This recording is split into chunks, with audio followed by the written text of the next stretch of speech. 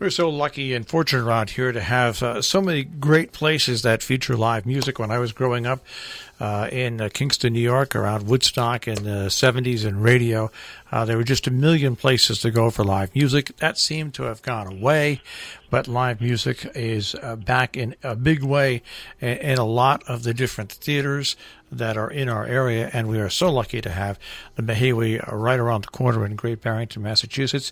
We're coming up on June 29th, Southside Johnny and the Asbury Jukes. And with us today, we have Southside Johnny. Johnny, welcome.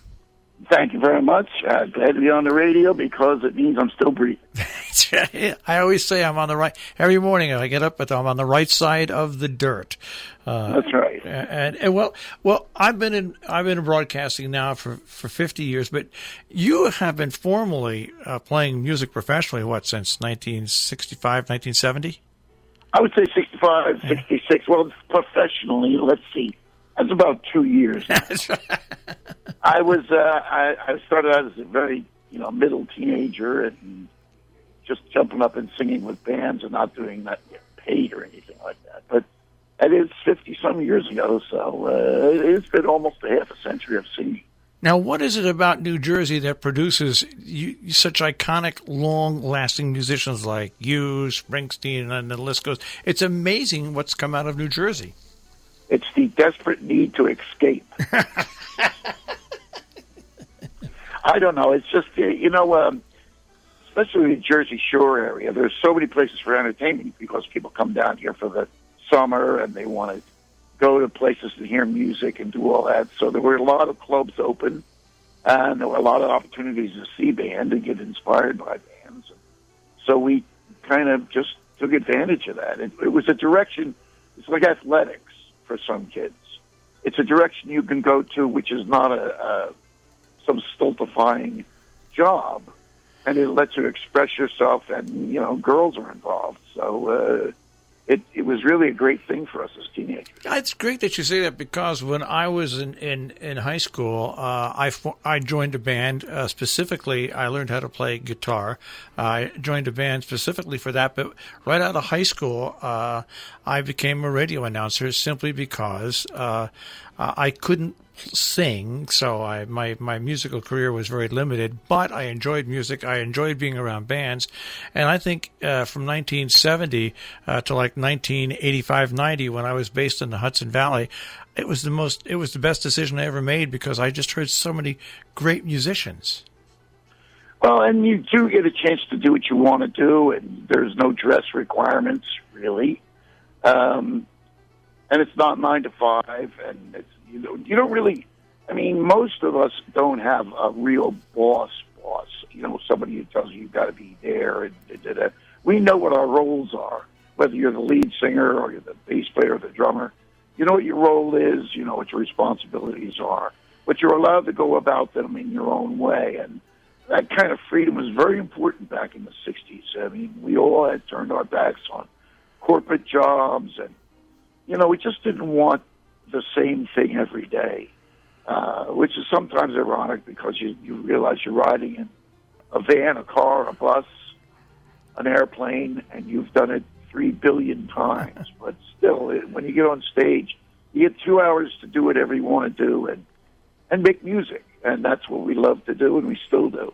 Now, coming from the area where you came from, by the way, we're speaking with Southside Johnny, the Asbury Jukes will be at the Mahaiwe Theater in Great Barrington, Massachusetts, on June 29th.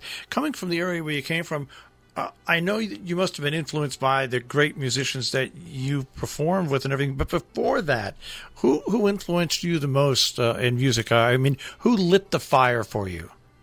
Well, actually, my parents, they would listen to Count Basie with Jimmy Rostring and Louis Armstrong and T-Bone Walker and Sonny Boy Williamson I, Ray Charles. I mean, they listened to all this great rhythm and blues.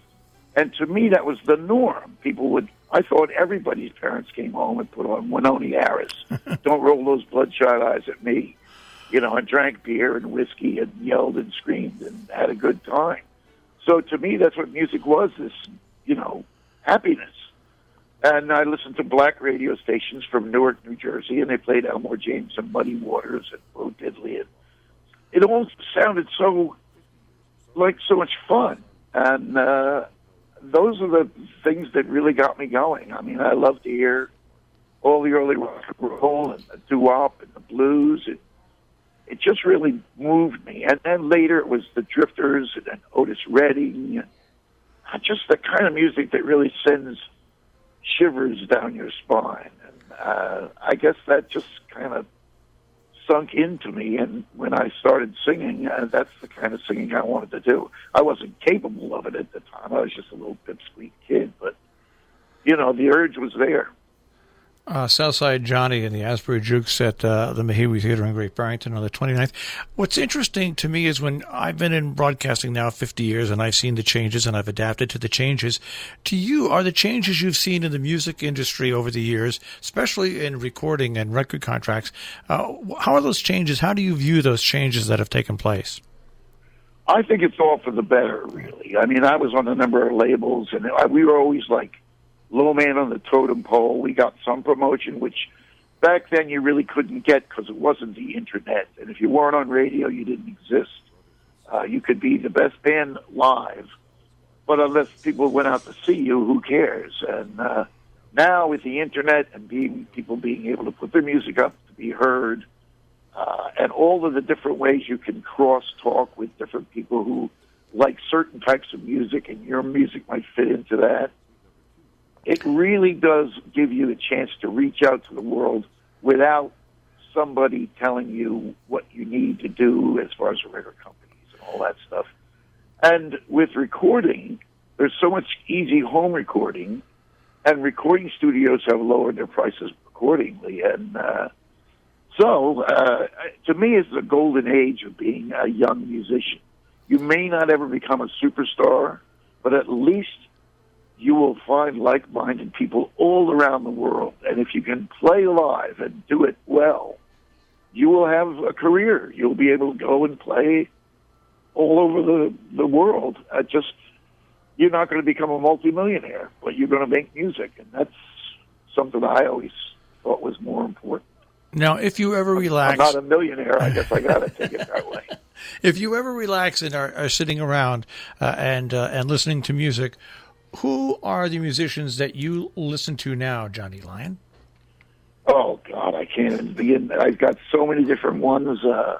Everything from Chinese lute music to classic jazz.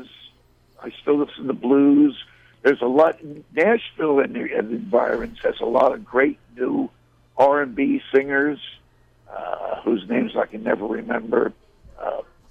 The Night Sweats, I forget the guy's name. But anyway, there's a lot of new music that's great. I'm a traditionalist, but I still like a lot of the more outer, crazy music things, too. So I'm very open-minded. I listen to a lot of different stuff. Once again, Southside Johnny and the Asbury Jukes at the Mahaiwe Performing Arts Center in Great Barrington on June 29th. Now, you have also, the band itself, you have a roster that is an all-star roster of people that either you have played with, are playing with. I mean, it's not your normal type of like 5-person, just the same 5 people over the past 50 years. No, it's a horn band, so people come and go, and if you're going to have this long a career, you're going to have people having children and wanting to stay home and getting tired of the road. And also your musical tastes change, and they may not want to change with you. People go on out and have their own careers. So you really do. There is a really huge backlog of jukes. But, you always get, because we're fun live and because people are allowed to play what they want to play, it is a job that people like. It is not going through the motions or anything like that. And even though I'm completely crazy, I'm usually fairly nice to the band except the horns. It's when I was a disc jockey back in the 70s, and I played a certain type of music back then. It was called CHR music. But I had friends, and like I said, living in the Woodstock area, that introduced me to a band called Patroon Hill back then, a local band. But they were great. They were a regional band. They had a horn section that was outstanding, and it really changed my view of music and what I really wanted to play on the radio, because it was just not so homogenized. Well, I think when the horns kick in, it takes it to another level. And if you use the right arrangements and things like that, they can be power, they can be subtlety, and all three of my guys can solo. Like everybody in the band can solo. So this is the best band I've ever had. But it gives you the fluidity to point to somebody and say, "Why don't you take a solo in this?" Or "You try," and that way I get to rest. Well, keep on doing what you're doing, because, it's amazing the music that you have made and that you continue to make. And once again, folks, it's your chance. The Mahaiwe Performing Arts Center in Great Barrington, June 29th, Southside Johnny and the Asbury Jukes. Johnny, thanks for taking a few minutes today and talking to us. Thanks, Marsh.